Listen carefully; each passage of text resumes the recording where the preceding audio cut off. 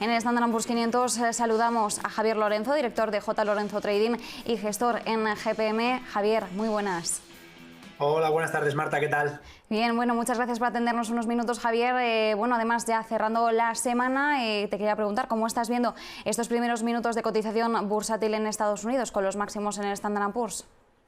Bueno, pues la verdad que muy positivo, ¿no? Siempre que el mercado siga esta marcha, este ritmo, sin muchos sobresaltos, pues oye, mayor tranquilidad para los inversores, ¿no? Yo creo que es buena señal. Además, la semana pasada quizás vinieron esas dudas, ¿no? Tras la comparecencia de Powell, y la gran mayoría, por no decir todos los indicadores, los principales indicadores de amplitud de mercado, demuestran que a corto plazo el mercado tiene buena salud, con lo cual eso es lo importante realmente. También hoy tenemos que vigilar, bueno, dentro del Standard & Poor's 500, aparte de estos máximos que estamos viendo, una de las compañías que está destacando es Nike. Ha publicado sus cuentas y además estamos viendo cómo el mercado se lo está tomando de forma muy optimista. Además, uno de los claros canales de auge dentro de la compañía ha sido esa división online, con una demanda que se ha impulsado más de un 13%. En el caso del beneficio de la compañía también destaca, ¿no?, como sube un 120% anual, casi 4.800 millones de dólares. ¿Con qué nos tenemos que quedar, Javier, de Nike? Y sobre todo, ahora mismo, ¿cuál es el aspecto que presenta la compañía respecto a otras rivales? Bueno, a mí personalmente me sorprende tanta subida, ¿no? Está claro, yo creo que básicamente porque, en mi opinión, se podía esperar, ¿no?, que Nike presentara resultados muy buenos, sobre todo por lo que has comentado. Al final, a nivel online, pues de dónde venimos y a dónde vamos, ¿no? En el caso de empresas como el caso de Nike, pues entra dentro de lo lógico, ¿no? Yo creo que una subida, como estamos viendo hoy, de casi un 15%, me parece una barbaridad, pero bueno, al final Nike no la vamos a descubrir hoy. Quiero decir, es una empresa muy sólida, muy fuerte, que lleva muchísimo tiempo haciéndolo bien, incluso recuperó muy bien de las caídas post-COVID, digámoslo así, y sobre todo esta subida lo que nos demuestra es pues esa fortaleza, ¿no?, a la hora de romper una resistencia en la que, como vemos ahí, ¿no?, finales de 2020, enero, febrero, marzo de este año había frenado y parecía que había corregido un poquito, que se había quedado ahí en ese rango lateral, y ya no es solo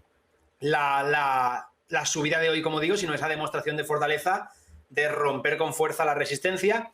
Siempre se comenta, ¿no?, cuando hay una subida muy fuerte, pues un poco reacción psicológica, pues la gente que hacer caja, recoger beneficios. Entonces, bueno, se puede esperar, no sé si ya en la sesión de hoy, pero se puede esperar perfectamente un pequeño ajuste, un pequeño retroceso, para luego ya, y ese yo creo que sería un buen punto de entrada a la gente que tenga interés en Nike, que le haya pillado un poco a pie cambiado de sorpresa, pues esperar un pequeño retroceso para subirnos la tendencia, creo que sería una buena opción. Y bueno, principales competidoras, por lo que he visto también, Adidas también estaba rebotando o subiendo de forma brusca, o sea que al final se entiende que van a ir un poco ligadas de la mano y que esto es algo muy positivo para el sector en general.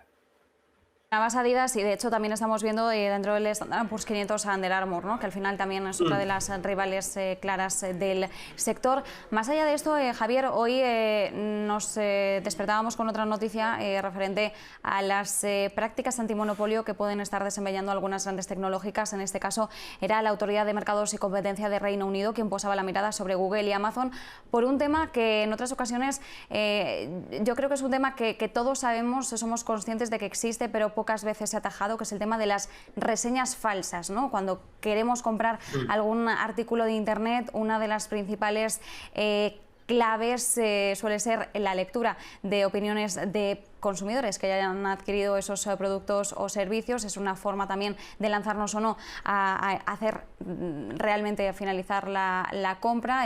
Todo el proceso de decisión puede pasar en gran medida por ese tipo de reseñas. ¿De qué forma podemos ver que pueda tener un impacto en la cotización de estas compañías todo ese escrutinio que están recibiendo ahora por parte de las distintas autoridades europeas?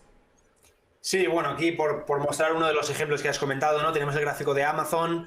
Bueno, al final yo creo que como siempre pasa, ¿no?, este tipo de compañías pues siempre están en el punto de mira. En lo que has comentado, al fin y al cabo, yo creo que vamos, todo el mundo lo sabe, ¿no? Al final eso es lógico. Siempre Eso yo creo que es muy difícil de controlar, en mi opinión. Entonces, al final es como estar chocando contra una pared. Si quieren poner problemas a Amazon o a Google, no creo que eso vaya a suponer un problema. Bueno, hoy está retrocediendo un poquito, ayer también lo hizo, pero vamos, que al final vemos cómo Amazon sigue, después de esa subida importante dentro de un rango lateral. Yo personalmente, si tuviese Amazon o Google en cartera, no sería algo de lo que me preocuparía ni que me haría cambiar mi plan. Es más, se habla mucho, ¿no?, de que las empresas, las FAANG en este caso, las empresas grandes, pues están como muy sobrevaloradas o están muy...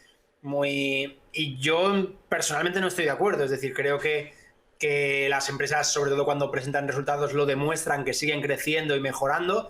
Es difícil a lo mejor que mantengan ese nivel de crecimiento, pero eso no quiere decir que vayan a dejar de crecer. Por lo tanto, ya digo, quien sea un inversor de largo plazo, Amazon, Google, no creo que vaya a tener problema. Quien sea, pues intente buscar un poco esos puntos de entrada o esa zona óptima para incorporarse.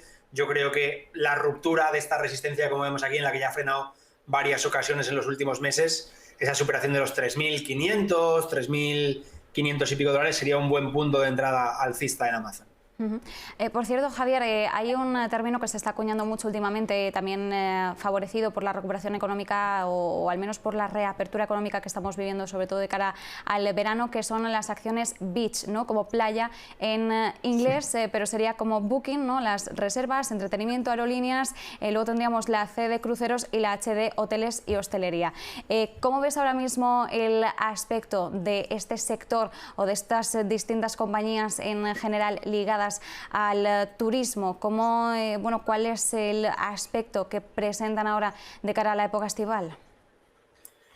Bueno, sobre todo has comentado Booking, pero yo creo que, por lo que yo aprecio en cuanto a fuerza relativa, el sector, digamos, bueno, yo lo englobo en el sector viajes y ocio en general, está mucho más fuerte en Europa que en Estados Unidos. Si lo vemos, por ejemplo, en Europa, como digo, está muy cerca de máximos históricos del sector viajes y ocio, lleva ya bastantes meses siendo más fuerte que el mercado global y en teoría esta reapertura, ¿no?, estas facilidades un poco para viajar, para empezar a movernos, pues si se tiende, aparte del COVID, al margen del COVID, si normalmente estas acciones, que habría que estudiarlo bien, tienen una pauta estacional positiva en los meses de verano, pues quizás este año con más motivo todavía, ¿no? En Estados Unidos sí que es verdad que, viendo el sector, no acaba de ser lo más fuerte. Es verdad que lleva un par de semanas ahí sufriendo, perdiendo su media móvil ponderada de 30 semanas, que para mí es una referencia interesante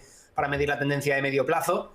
Y bueno, en teoría sí, en teoría, ya digo, habría o sea, son valores por los que se puede apostar, valores que se pueden tener en cartera ahora mismo. Insisto, preferiría quedarme con Europa más que con empresas de Europa más que con Estados Unidos, pero a priori son empresas que, cuando presenten ahora resultados del segundo trimestre, que empezaremos a ver a partir de, bueno, próximamente, en breve, no sé exactamente cuándo empiezan, pero en breve, supongo que reflejarán muy buenos resultados, porque durante los meses de abril, mayo, se habrán incrementado mucho las reservas y habrán mejorado considerablemente. Y Javier, ya pasando a, bueno, estabas incidiendo, ¿no?, en cómo en el viejo continente quizás se plantean un mejor aspecto. Ya pasando a casa, a España, estamos muy pendientes de Iberdrola, de que conocimos esa imputación a Sánchez Galán, y estamos pendientes sobre todo desde un punto casi más de los criterios ESG, ¿no?, de buena gobernanza, de la parte social de la compañía. Y hoy algunas de las alertas que nos llegaban, por ejemplo, por parte de la CNMV en esos cursos de verano de la Universidad Menéndez Pelayo, es que el impacto que pueda tener ESG en Iberdrola también de alguna forma puede suponer un impacto reputacional en el IBEX 35. ¿Cómo contemplas tú este aspecto y hasta qué punto podemos seguir viendo caídas en Iberdrola un poco alentadas por estos temores? Pues yo sí creo que es un tema más importante de lo que a priori podría parecer, porque ya no quiero tampoco que se me malinterprete, pero es un poco ahora... está de moda, ¿no?, digámoslo así. O sea, ahora mismo es algo que se mira muy con lupa, que se tiene muy en cuenta, sobre todo ya no un inversor particular, que a lo mejor, oye, pues le puede dar un poco más igual, pero sí grandes entidades, grandes fondos, ahora mismo tienen que tener muy controlado esta política ESG, y Iberdrola, pues al parecer, ¿no?, por lo que se ha comentado, pues tendría ciertos problemas o ciertos requisitos que no cumple. Si ya nos vamos al aspecto técnico, aquí podemos ver como hay un posible patrón de vuelta, ¿no? Posible patrón de cambio de tendencia, y aquí tiene en la zona de los 10 euros aproximadamente, 10,10, tiene una zona de soporte muy clara, con lo cual la pérdida de ese nivel, la pérdida de esa referencia, pues podría meter aún más en problemas. Y como digo, la pérdida de un soporte, si la sumamos a una noticia, vamos a decir, incómoda, una noticia un poco que traería complicaciones para la compañía, pues sí que podría perder fuelle y podría tener un recorrido bajista en las próximas semanas, próximos meses. O sea que yo, si tuviese Iberdrola en cartera, no estaría muy cómodo. Sería un valor que preferiría ahora mismo dejarlo al margen por si esto le afecta de una manera considerable. Tomamos buena nota de ello. Mientras tanto, Javier, también te quería preguntar, hoy conocíamos en Estados Unidos ese dato de inflación al que mira tanto la Fed, el dato de referencia de la Reserva Federal, y hoy estábamos viendo cómo registraba la mayor ganancia interanual en casi 3 décadas. Nos tenemos que remontar a la década de los 90 para ver niveles similares, una ganancia del 3,4% en el mes de mayo, en medio además de los temores ahora mismo que estamos apreciando en el mercado sobre si la Reserva Federal decide una subida demasiado temprana de los tipos de interés. Sí, bueno, yo creo que al final, más que el hecho de que el dato puntual ahora suba mucho o poco no es tan relevante, obviamente siempre lo es, pero yo creo que lo relevante va a ser si este dato se va a mantener con el paso del tiempo o si cuando salgamos de esa ventana, ¿no?, en la que entra el periodo COVID, en que se mide la inflación, pues descenderá mucho o poco, ¿no? Entonces, pues está ahora ese debate, ¿no? Inflación transitoria o inflación que se va a perdurar, esa subida de tipos. De momento, ya digo, en mi opinión, tuvimos ese pequeñísimo, porque realmente no pasó nada, susto, ¿no?, tras la comparecencia de Powell de la semana pasada. Yo particularmente sigo pensando que vamos a tener un verano muy tranquilo, sigo pensando que julio y agosto esto no va a afectar. Luego ya, si no me equivoco, a mediados finales de agosto o incluso septiembre, no estoy seguro, tenemos ahí ya un Jackson Hole, ya digamos que nos acercamos más a 2022 y se empezará a ver cómo varían esas decisiones o no de subidas de tipos por parte de los miembros de la Fed, y creo que ahí ya sí que podemos tener un punto de inflexión, un pequeño mayor movimiento, pero yo particularmente creo que todavía no va a afectar de una forma notable al mercado y eso trasladarse en grandes correcciones. Cuando hablamos de grandes correcciones, pues me refiero a decalado, ¿no?, de profundidad, correcciones superiores al 10-12%. Evidentemente, como pasó la semana pasada, en cualquier momento el mercado puede corregir un 3 o un 4 y eso no creo que deba de afectar a ningún inversor, a no ser que estemos muy pendientes del ruido y muy enfocados al ultra corto plazo. Así que, ya digo, por mi parte, o lo que yo considero es que todavía siempre hay que estar alerta, pero todavía no debemos de preocuparnos en ese sentido, y ya cuando llegue, pues lo dicho, final de agosto, principio de septiembre, empezaremos a ver si hay algún cambio ya más notable y tenemos que empezar a preocuparnos de verdad. Por cierto, Javier, una última pregunta. Si ahora mismo te pregunto dónde posarías la mirada, sin importar el mercado, ¿dónde tienes ahora mismo el ojo echado? Bueno, al final, sobre todo esta semana, aunque hoy no es el caso, pero sobre todo última semana, se puede apreciar cómo las pequeñas empresas han recuperado un poco el terreno que habían perdido últimamente. Aquí se ve, bueno, esto para que no sé si se ve bien, pero tenemos aquí el Russell 2000, empresas de pequeña capitalización, que lo ha hecho esta semana concreto, últimos 5 días, bastante mejor que Dow Jones, S&P y que Nasdaq, ¿no? Entonces, al final, estamos un poco ahí en esa tesitura que si la tecnología tira, que si no acaba de tirar, no acaba de convencer, al final el mercado está en máximos y por lo tanto voy a decir que es relativamente fácil, y cuando digo esto que todo el mundo me entienda, ¿vale?, lo meto entre comillas, relativamente fácil acertar con algún valor que pueda tener buen comportamiento. Por mi parte, si tuviese que centrarme en, por no decir valores concretos, sino sectores, pues yo, por ejemplo, esta semana incorporé, bueno, la semana anterior incorporé ExxonMobil, porque el sector energía, el sector petróleo está tirando muy fuerte y de momento el propio precio del petróleo parece que tiene todavía recorrido para subir. Por ejemplo, empresas como International Paper, empresa papelera de sí, sector papelería, servicios forestales, también viene haciéndolo muy bien últimamente.